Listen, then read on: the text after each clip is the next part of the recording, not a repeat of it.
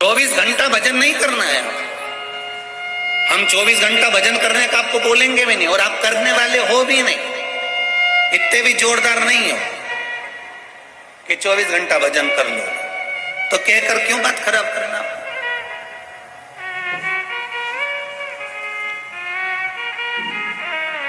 एक माता पिता अपने बच्चे से कहते हैं, बेटा बनो तो राम बनो, बनो तो श्रवण बनो।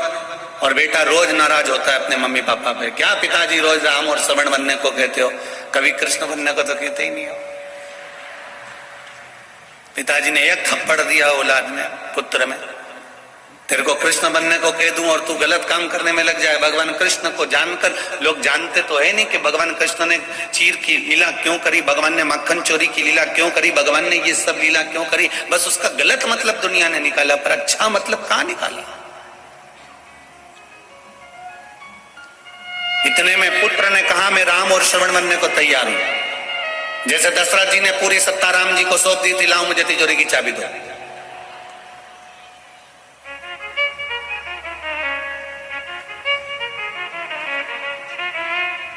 हम फिर कहें आपको, अपने बच्चों से यह मत कहो कि तुम उनके जैसे बनो।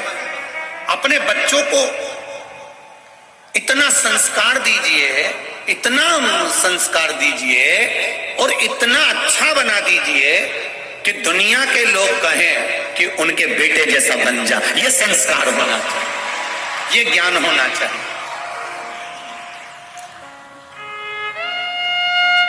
और ये जितना भी देने वाला है ना, ये जितने मेरे भाई लोग बैठे हैं, जितने लोग ये मेरे भाई बंधु बैठे हुए हैं, जितने भी पुरुष वर्ग यहाँ बैठे हैं, जितने भी जी जाऊन मेरे बैठे हैं, तो उनसे निवेदन करूंगा, जितने भी भेरू यहाँ बैठे हैं उनसे निवेदन, इनका काम, मेरी माताओं से निवेदन है, ये पुरुष का काम कमा कर लाना, तुम्हारे हाथ में देना। अच्छा कमाना, अच्छा खिलाना, अच्छा पहनाना, अच्छा खर्च करना, ये पति का काम होता है। पर बच्चों को अच्छा संस्कार देना, ये माता का काम होता है।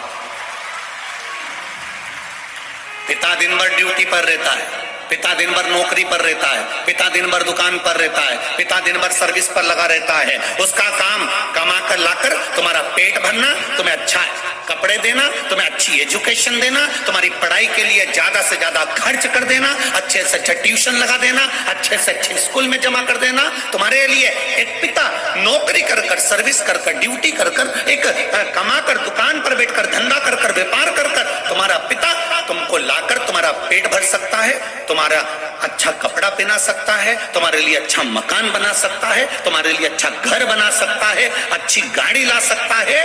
पर उस बच्चे को अच्छा संस्कार देना, नम्रता देना, पिता से सही तरह से बात करना केवल मां ही सिखा सकती है। वो माता का कर्म है कि माता उसको किस तरह से डील कर रही है, माता उसको किस तरह से सिखा रही है।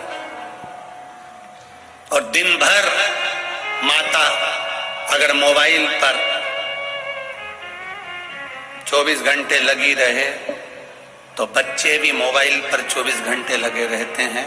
माता को मोबाइल चलाने का भी एक समय रख लेना चाहिए कि मैं रात को 1 घंटा 2 घंटा या सुबह चलाऊंगी, बच्चों पर ध्यान दूंगी। मेरे बच्चे कहाँ जा रहे हैं, क्या कर रहे हैं, बच्चों में क्या हो रहा है, उन बच्चों पर हमारा केंद्र होना चाहिए।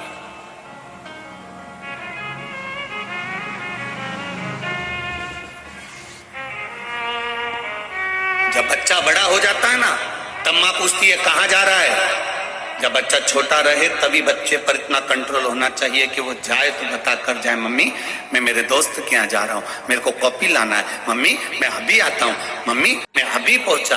तब माता के सामने, अब माँ कहे बच्चा बड़ा होने के बाद में पूछे कि कहाँ जा रहा है तो बच्चे को बुरा लगता है, क्योंकि इतने सालों से उसने पूछा ही नहीं था। अब क्यों टोक रही है, अब क्यों बता रही है, अब क्यों बोल रही है। और मान लो तुमसे बच्चा नहीं संभला और इतने में पिता सामने आ गया और पिता ने फिर संभालना चालू करा, तब भी माँ सामने आके खड़ी हो जाती, 9 महीना पेट में रखा है, हाथ मत लगाना मेरे छोरे को, 9 महीना पेट में रखा है, मेरे बेटे को हाथ मत लगाना। बार बार जरा जरा सी बात में मारा मत करा करो, बच्चों को जरा ध्यान रखा करो। तुम जरा जरा सी बात के लिए टोकने लगते हो, मारने लगते हो। कभी 500 का नोट नहीं दिया, कभी 1000 का नोट नहीं दिया, कभी 2000 नहीं दिया, कभी 200 रुपए नहीं दिए।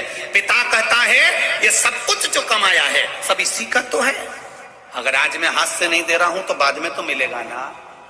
कौन सा मैं बांध कर छाती पे रखकर ये सब ले जाऊंगा, और जो मर गए वो कौन सा फ्रिज बांध के ऊपर ले गए, कि एसी बांध कर ले गए, कि अलमारी ले गए। हो सकता है इधर कानपुर वाले ले जाते हो तो बात दूसरी है। कौन मरने पर लेकर चले गया, सब छोड़ा तो यही है।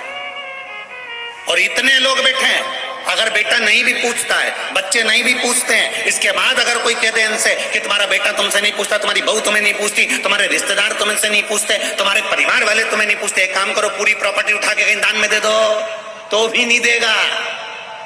औलाद कितनी भी बुरी हो, बहू कितने भी ताने देती हो, नाते रिश्ते कितने भी बेकार क्यों ना हो, तो भी कोई अपनी प्रॉपर्टी, अपने जमीन, अपना धन किसी को नहीं देता।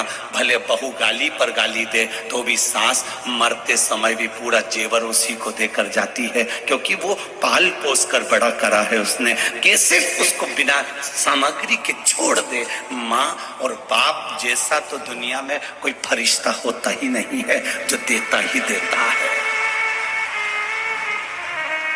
माता और पिता जैसा कोई संसार में फरिश्ता नहीं हो सकता।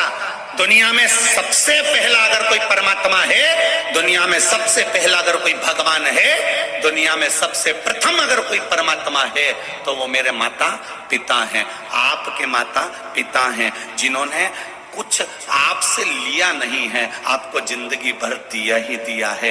रात भर जगती है, तुम्हारे ऊपर कम्बल उड़ाती रहती है, रात भर रोती है जब तुमको एक इंजेक्शन लग जाता है, तुम्हारे शरीर में कष्ट हो जाता है। तुम्हारी पढ़ाई के लिए, अच्छी एजुकेशन के लिए, तुम्हारी विद्या के लिए वो मायके तक नहीं जाती कि इसकी एग्जाम चल रही है, इसकी पढ़ाई चल रही है, मैं नहीं जाऊंगी, अभी इसको पढ़ाऊंगी और इसका एग्जाम है। वो अपना जीवन खुद खा रही है। इतने में बच्चे ने कह दिया मम्मी क्या खा रही हो, मुझे दो। एक ग्रास मुंह में गया था, इतने में पूरी प्लेट अपने बच्चे के हाथ में दे देती है। वो दुनिया में कोई दूसरा नहीं, परमात्मा ही हो सकता,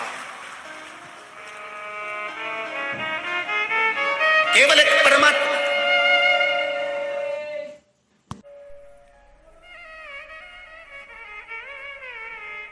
बस उनको किस समय पर किस चीज की जरूरत है, उस समय पर हमको अनुमोदन होना चाहिए। ऐसा नहीं कि श्रद्धा के टुकड़े हुए तो किसी को ऐसे ही मालूम पड़ गया। उस बाप के दिल में थोड़ी सी तड़प हुई होगी कि मेरी बेटी इतने दिन से फोन नहीं लगा रही है, बात नहीं कर रही है। बाप का हृदय, माँ का हृदय तड़पा और वो बाप जाकर मालूम करा, तब जाकर प्रशासन को भी मालूम पड़ा कि ऐसा हो गया। ये बाद में मालूम पड़े, उससे अच्छा है अपने बच्चों पर पहले ही संयम धीरे धीरे करना प्रारंभ करो, जिससे कोई दूसरी श्रद्धा के साथ में ऐसा ना हो जाए। अपने को आगे बढ़ना है, थोड़ा सा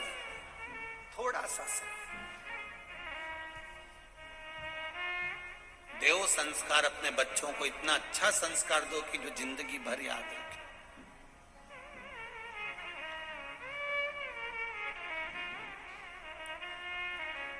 मीरा भी अच्छी थी, कर्मा भी अच्छी थी, ध्रुव जी भी अच्छे थे, प्रहलाद भी अच्छे थे, जितने भी थे सब अच्छे थे। पर संसार के लोगों को अच्छे लोग पसंद कब आते हैं? अच्छे लोग पसंद कब आते हैं? जब हम चले जाते हैं। अब लोग मीराबाई को पूज रहे, अब लोग अब लोग प्रहलाद को, नामदेव जी को, नरसिंह मेहता को, तुकाराम जी को अब पूछ रहे हैं। जब वो चले गए,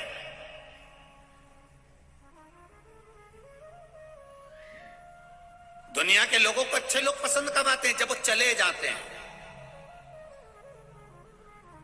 बहू सास को इतना लंबा पल्लू रखकर प्रणाम कब करती है? जब सास चली जाती है।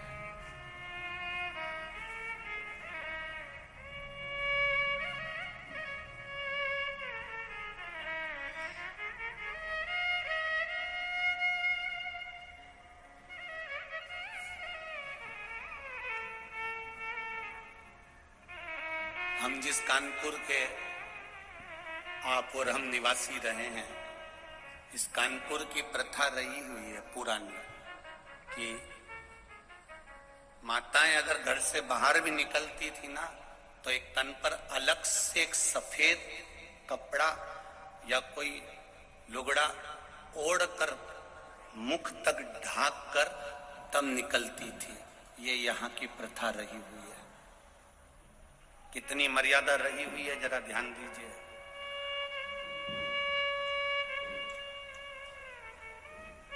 और आज भी वो मर्यादा यहाँ दिख रही है।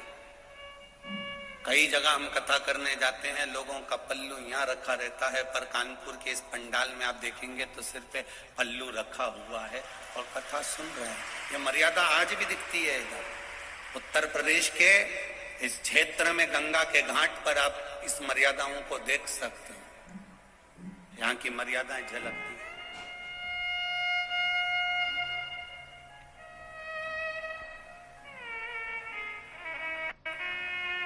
होना चाहिए थोड़ा सा।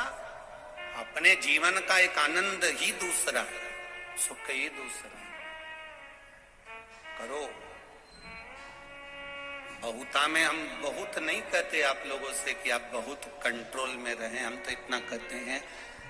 वो कोई कह रहा था आज के गुरुजी कि आज कोई कह रहा था वहीं पर सुबह सुबह के टाइम पर, गुरुजी अभी तो शिव पुराण की लहर चल रही है, एक तरफा सियोर वाला महाराज की शिव पुराण की लहर चल रही है। हमने कहा भाई लोगों को गलत फहमी है, ये शिव पुराण की लहर नहीं है, ये शिव पुराण की मेहर है। ये लहर नहीं है। जो आज बच्चे बच्चे शंकर जी के मंदिर में जा रहे हैं, एक लोटा जल चढ़ा रहे हैं, घर के बहू और बेटा भी एक शिव जी के मंदिर में जाते हैं, और मेरी माताएं भी अपने पति से भी कहती हैं कि एक लोटा जल चढ़ाना फिर चले जाना दुकान। और कई पुरुषों को हमने देखा है दुकान जाते समय बोतल में पानी भरा हुआ है तो बोतल का पानी ही शिव जी को चढ़ाते हुए निकलते हुए चले जाते हैं। ये लहर नहीं है, ये मेहर है शंकर भगवान की। ये शिव जी ने आशीर्वाद दिया है शिव महापुराण के रूप में। ये भोलेनाथ जी ने तुम्हारा हस्त कमल पकड़ा है इस शिव पुराण के रूप में। ये शिव कृपा, ये शंकर की उदारता, ये शंकर की दया है, ये करुणा है।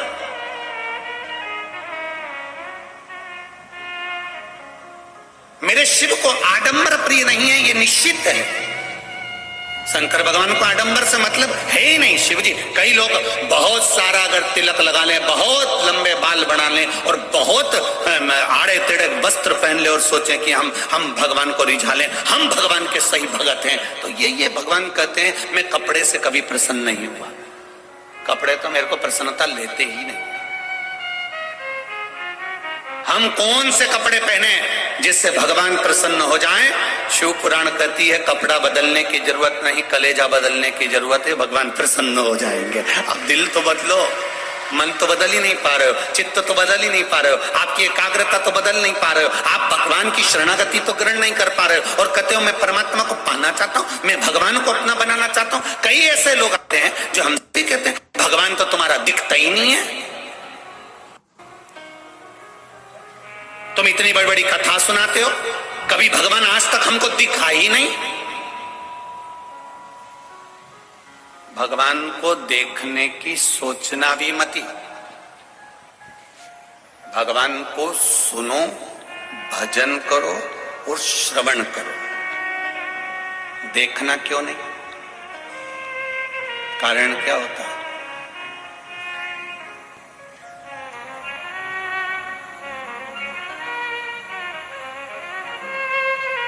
जिस छोरी से शादी होने वाली रहती है ना, छोरा उनकी, और जिस छोरी की शादी छोराओं से होने वाली होती है, पहले मन में कितनी उमंगता होती है कि एक बार मैं इसको देखूं, एक बार देखूं, एक बार देखूं। और शादी नहीं हो जब तक तो ललकता रहे कि देखूं, और जब जगदम्बा घर में आ जाए फिर भेरू तेरे को रोज का सिंदूर चढ़ा है, रोज। अब क्या क्या कहता है, मैं तो मर जाऊं तो अच्छा, इससे पीछा छूट जाए तो अच्छा।